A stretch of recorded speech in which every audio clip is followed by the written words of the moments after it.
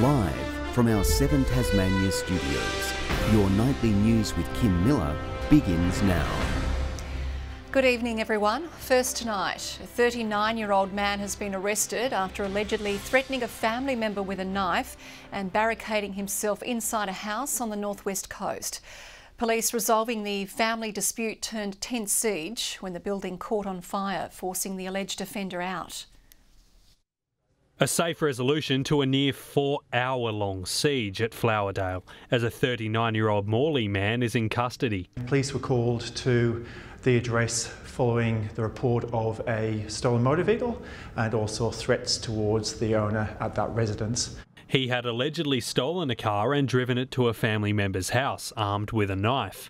2 people inside escaped before the offender, who was already known to police, barricaded himself inside. Police attempted to negotiate with the male and they did that for some hours. It's a little bit early at this stage to determine as to what his reason was in the house and why he wouldn't come out. The incident came to a head when the man allegedly set fire to the building. He was taken into custody after escaping through a window. Fire crews forced to intervene. We believe that the fires may have been intentional for reasons unknown. I can't give a reason as to why he has set them alight or sort of caused the fire. The alleged offender suffered some minor injuries from the broken glass as he escaped and was treated at the scene. Charges are expected to be laid in the next 24 hours. Josh Duggan, 7 Tasmania News. In Tasmania, health authorities are monitoring developments with the new strain, but say they're optimistic it won't have further impacts on the state. But with our border reopening date fast approaching, measures are currently being finalised for when COVID once again arrives on our shores. A quick process allowing COVID-positive patients to quarantine at home in Tasmania. It's a great comfort to have here in the home setting. These devices helping healthcare professionals monitor patients, with temperatures, pulse and blood oxygen levels all uploaded to the MyCare manager. As if, for example, they miss a monitoring a recording period, we'll have a verbal contact with those individuals. 2,500 are on standby for when COVID re-enters the state. Through that 24/7 monitoring, the care that's provided, we can see when it's necessary to actually escalate to hospital. But it's the Omicron variant on the coronavirus that has health officials on high alert around the world. We're assured that the scientists and the vaccine developers are very closely watching this. Tasmania currently has additional border measures in place for those returning from affected countries. Look, I'm not expecting any further impacts to Tasmania. The Tasmanian government has outlined restrictions for people who have been in those jurisdictions. Businesses now hoping it won't have an impact on Tasmania's border reopening date. There are a lot of jobs on the line if the borders don't open on the 15th. Despite the warm weather, business is still down in Salamanca. Hospitality venues are now relying on an influx of tourists next month to turn their luck around. Businesses have been struggling all year down here, so we really need that extra tourist dollar to support the local businesses. Meg Sides, 7 Tasmania News. Police may be closing in on wanted man Kerry Whiting.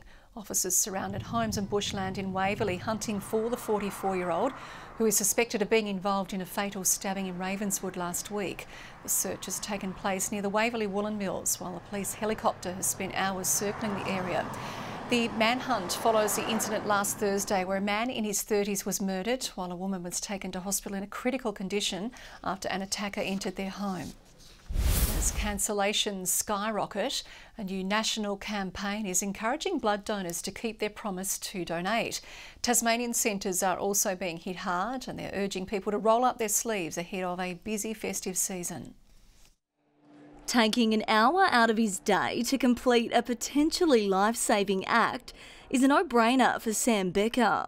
I'm going to be a doctor one day, so I see it, and when I'm on placement in the hospitals, I see all the blood being used, and it's just really uplifting to see everyone donating and everything goes to a good cause. There's particular importance on following through with appointments ahead of the festive season, as social calendars fill up in preparation for heading interstate or welcoming family from the mainland for the first time in months. We want people to promise to book those appointments but also to turn up. So we have seen that 50% in no-show to donor appointments. The push comes as Red Cross launches its new Bloody Oath campaign. Do I promise to be a blood donor?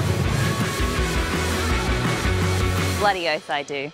In an effort to counter the spike of no-shows. The need for blood never takes a holiday, and that's a really important message for everyone to understand.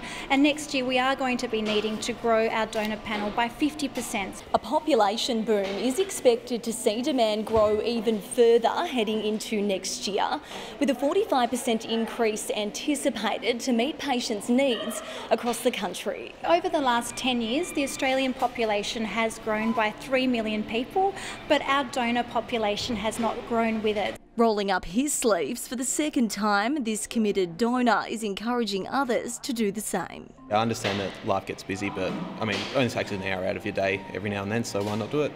Grace Evans, 7 Tasmanian News. The theatre industry will be recognised for its achievements on and off stage as the Tasmanian Theatre Awards return for an 8th year. The event was officially launched today with more than 30 accolades up for grabs. COVID's impact on live performances across the state has forced the judging process to take place over 2 years. We were lucky that things began to resume later in the year, and then this year there's been so many productions going on. So we've actually got about 50 productions which have been registered for this year's awards, and it's going to be really good. The winners will be announced at a ceremony in Hobart early next year. Australia's oldest continually operating brewery is striving for sustainability by ditching more plastic packaging. Cascade Brewery is aiming to stop around 500,000 pieces of plastic entering the Tasmanian environment every year. Green packaging wrapping around an iconic Tasmanian beer, now even greener.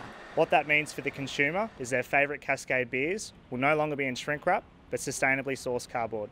Cascade Brewery switching out non-biodegradable packaging on 6-pack stubbies from today, following on from scrapping plastic rings on cans in 2018. This is a huge milestone for our brewery, so 500,000 pieces of plastic will no longer be in our environment. Those pieces of plastic constantly picked up by local environmental cleanup groups. Plastic is not renewable. It goes into our waterways and into our forests and into our general environment.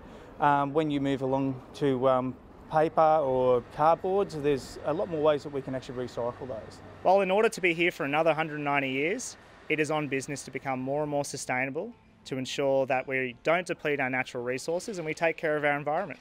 Welcoming Cascade's efforts in trying to fix the problem. It's about not just reducing waste, but reducing the packaging to start with. So encouraging customers to go to a more sustainable product is the way to go. Praised as a step in the right direction. The council saying after banning single-use plastics in takeaway shops last year, and with businesses like Cascade turning to alternatives, Hobart is leading the way. It's such an important move. It's really part of our green brand here in Hobart, and I know a lot of cities are looking to us to set an example for them about how to move away from single-use plastics. Ruby Kamane, 7 Tasmanian News. International hockey is coming to Tasmania, along with 6 national championships in a deal tipped to draw 12,000 visitors to the state. Kookaburra's legend Eddie Ockenden is eager to show off his hometown as he crafts his Commonwealth Games campaign. Tasmania's globe-trotting Kookaburra says there's no place like home, especially when it comes to hockey. I live in Perth, but I'm obviously from Tasmania, and I always say, go visit Tassie, you know, go to this, go to that. For some, the decision has now been made for them. Either Argentina, Belgium, Great Britain or New Zealand will visit the Apple Isle for an International Pro League match in 2023. It follows successful visits from the Dutch and German teams to our shores. Plus, 6 national championships, underage, seniors and masters, will be staged in Hobart and Launceston, along with training camps in the northwest. That we'll see more of these youngsters, such as are out here today, getting excited about hockey. The $1 million deal sees a stream of big-time hockey until 2027 and replenishes Earth scorched 2 decades ago when Tasmania was snubbed for the Australian Men's Championship leading into the Sydney Olympics. It was thought that Hobart was not the right place for those trials. Climate was cited. They were wrong. As for Ockenden, the Olympic rings have dimmed. Now the Commonwealth Games spark up. I still love going to training and I still love touring when we can and playing for Australia. The co-captain has no plans to hand over the baton just yet, especially with his side in good shape. I think the young guys are doing a great job pushing the team forward. Hopefully helping him to a final international fixture in his home state in 2 years' time. Good evening. Hobart 20 today, Launceston 23, Burnie and Devonport recording 17. Temperatures around or a little above average. Bushy Park reached 25, Grove 22, Friendly Beaches 21, 19 the top for King Islands and Helens, Lyawini and Strawn. Scattered cumulus mediocris cloud over us today. This mediocris form normally has a little bit more vertical extent in its makeup. That was over Tassie. Active convection over the northeast of the country with many thunderstorms developing, mostly clear over central and western parts. Some scattered low cloud over the southeast of the nation.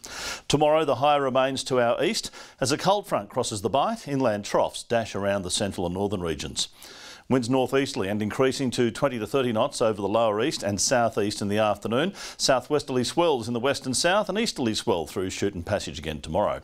A strong wind warning from Sandy Cape to Stanley and from Wineglass Bay to southeast Cape. Forecast for tomorrow.